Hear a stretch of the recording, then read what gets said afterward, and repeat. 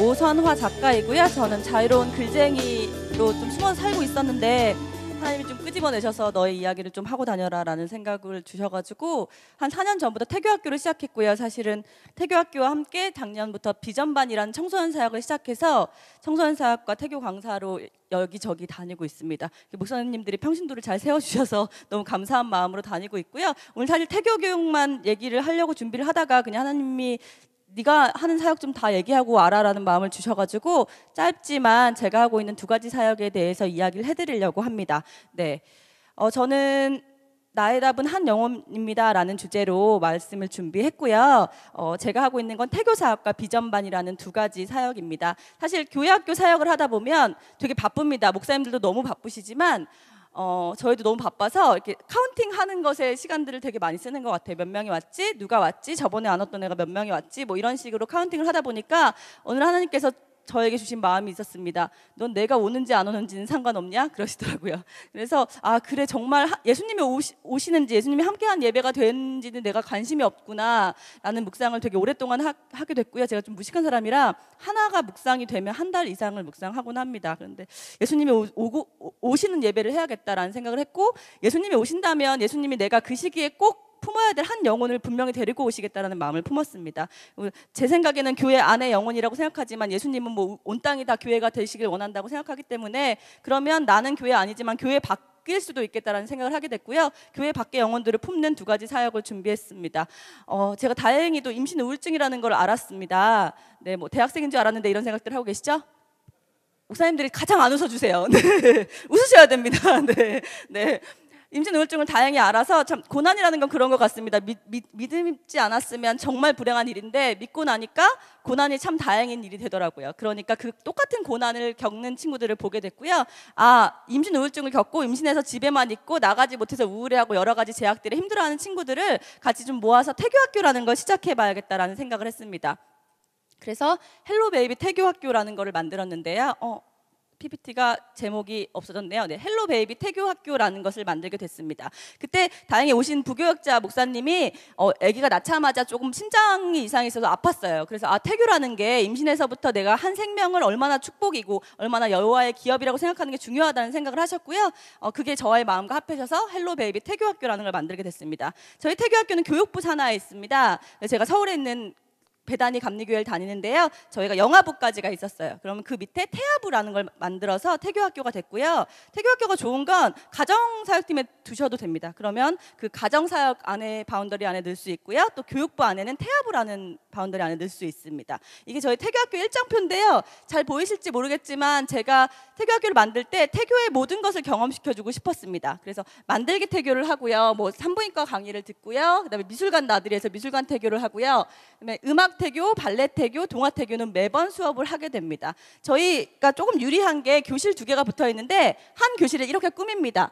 규칙이요. 한 컵, 티슈 케이스 하나하나, 그다음에 의자, 방석, 쿠션 하나하나를 다 섬김이라고 생각하기 때문에 커튼도 저희 선생님들이 다 재봉질을 해서 박았고요. 사실은 유치부 교실인데 태교학교를 할 때만 커튼 세팅부터 시작해서 테이블 세팅을 다 하게 됩니다. 정원은 16명 정도를 모집하고요. 16명에서 20명이 넘어가면 한 영혼을 섬기는 것이 조금 넘어가는 것 같아요. 어떤 목사님 200명 넘어가면 내가 교인들의 이름을 다 외울 수 없다라는 말씀하셨는데 저는 20명이 넘어가면 제가 다 이게 컨트롤이 안 되고 제가 더 품어지는 게 안 되더라고요.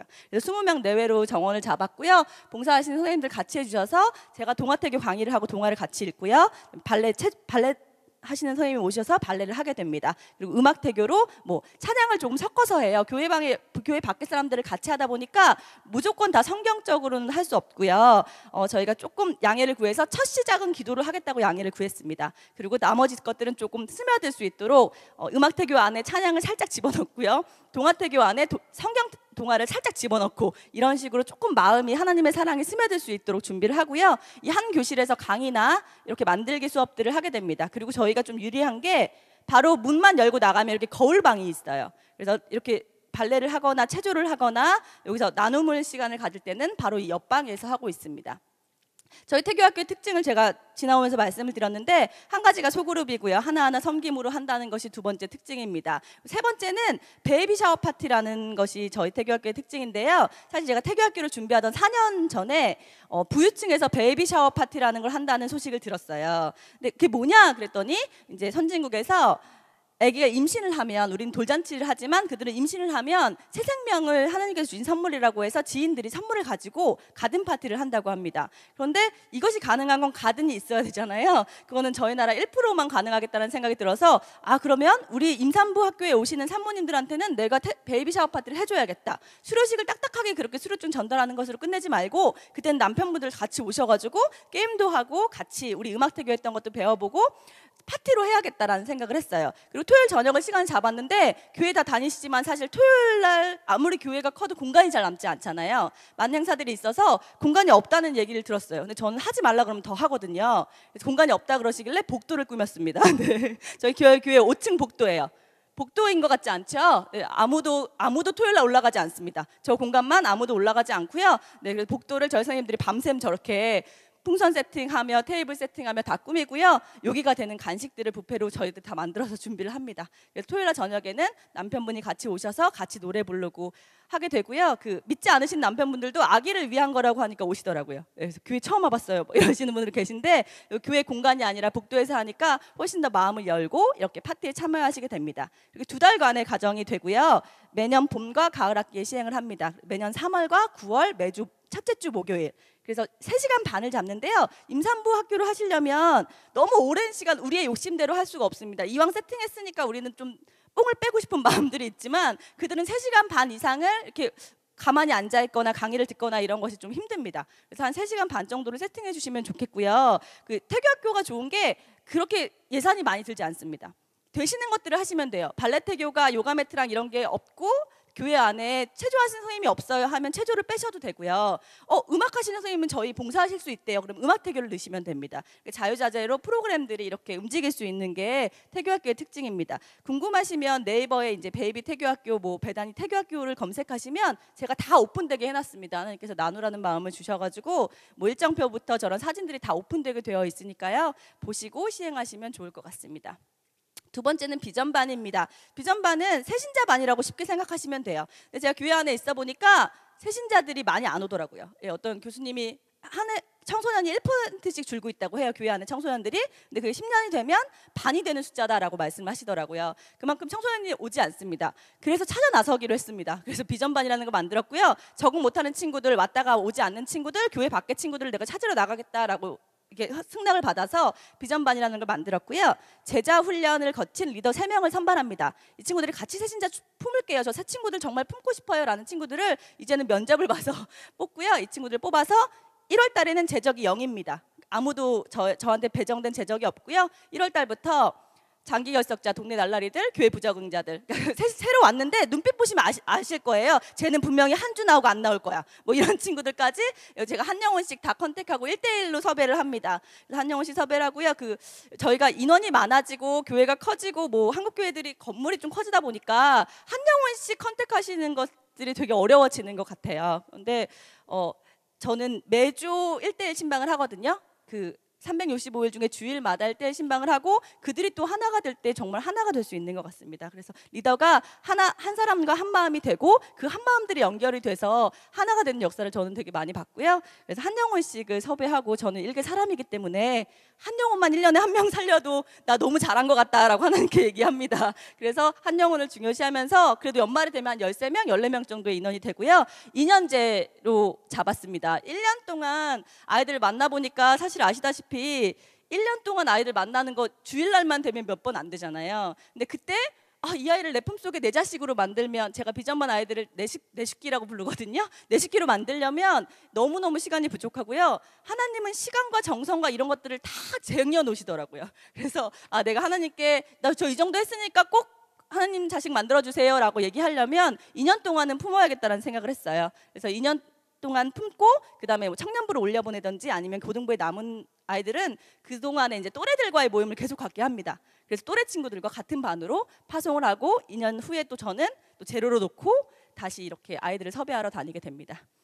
비전반 하고 있고요. 비전반은 1년에 한 번씩 단합 모임을 가져요. 수능날마다 저녁마다 모이는데 수능날 저녁이 되면 청소년 사역자들은 되게 불안합니다. 아이들이 너무 안 좋은 소식들이 많이 들리기 때문에 수능날 저녁에 제가 잠을 못 자서 그날 저녁에 모두 모입니다. 이게 이번 수능날 때 저희 비전반이 모임, 단합 모임이고요. 3년 동안 비전반을 했기 때문에 비전반 3기까지 다 모인 사진입니다. 모여서 야 대학 왔더니 이렇더라, 직장 왔더니 이렇더라, 언니 재수했더니 이렇게 힘들더라, 이런 선배들의 이야기도 듣고요. 후배들이 너 이거 언니 너무 힘들어요, 고등학교 이거 너무 힘들어요 라는 이야기들도 선배들이 들어주고요. 그래서 나누는 시간들을 갖습니다.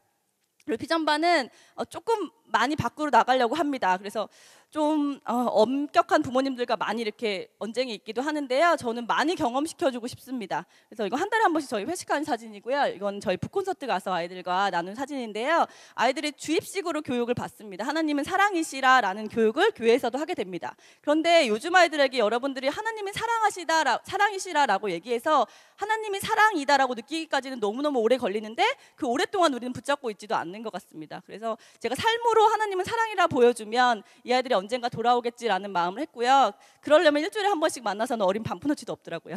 그래서 제가 시간 날 때마다 이 아이들과 문화적인 경험들을 조금 많이 시켜주려고 노력하는 편입니다. 네, 저는 이렇게 태교학교와 비전반 사역을 하고 있고요. 말이 좀 빠르죠? 네, 청소년들 만나면 말 빨라집니다. 늦게 얘기하면 안 듣습니다. 이런 거 달고 다녀야 아이들이 쳐다봐 줍니다.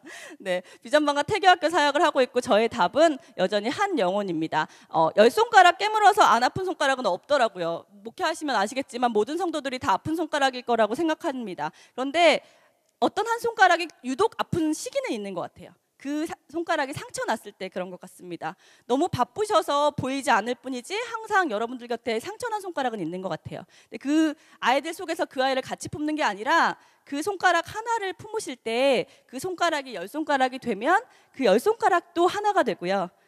또 그 10손가락이 모두 제 자식이 되는 느낌들을 저는 경험했습니다. 저는 여전히 500명이 계셔도 600명이 계셔도 한 영혼만 섬기러 다닐 거고요. 욕심이 있다면 그 한 영혼이 10명이었으면 그 한 영혼이 100명이 됐으면 하는 욕심이 있긴 합니다. 네, 계속 달려가는 모습, 한 영혼을 답으로 여기는 모습 보여드리겠습니다. 감사합니다.